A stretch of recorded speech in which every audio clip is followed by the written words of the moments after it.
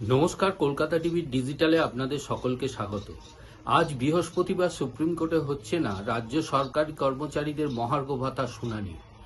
বিচারপতি সঞ্জয় ক্যারল এবং বিচারপতি প্রশান্ত কুমার মিশ্রের বেঞ্চে যে শুনানি হবার কথা ছিল, সেই বেঞ্চ দুটি আজকের জন্য বাতিল করা হয়েছে।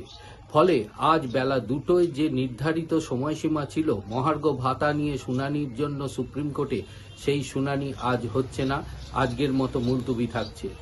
মূলত রাজ্যের পরিবর্তিত পরিস্থিতিতে বিজেপি সরকারের পক্ষ থেকে এই মহার্ঘ ভাতা নিয়ে একটি রিপোর্ট সুপ্রিম কোর্টে জমা করা হয়েছে। ওই রিপোর্টে 2008 সাল থেকে 2019 সাল পর্যন্ত দুটি ভাগে ভাগ করা হয়েছে। 2008 সাল থেকে 2015 সাল পর্যন্ত যেহেতু কম্পিউটারাইজ ব্যবস্থা ছিল না, তাই ওই মহার্ঘ ভাতাকে আলাদা করা হয়েছে।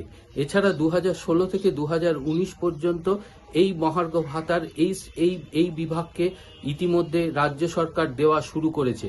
ইতিমধ্যে পূর্ববর্তী সরকার যে তাদের প্রভিডেন্ট ফান্ড অ্যাকাউন্টে ইতিমধ্যে জমা করেছে। এছাড়াও গ্রুপ ডি এবং পেনশনভোগীরা তাদের অ্যাকাউন্টে নিজ নিজ অ্যাকাউন্টে তাদের সেই বকেয়া পেয়ে গেছেন।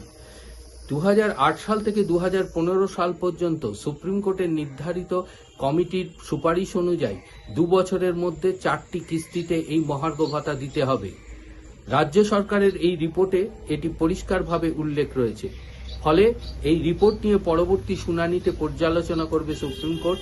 তবে আজকে বিচারপতি সঞ্জয় ক্যারল এবং বিচারপতি প্রশান্ত মিশ্রের বেঞ্চ বাতিল হওয়ায় আজ রাজ্য সরকারি কর্মচারীদের মহার্ঘ ভাতার শুনানি হবে না।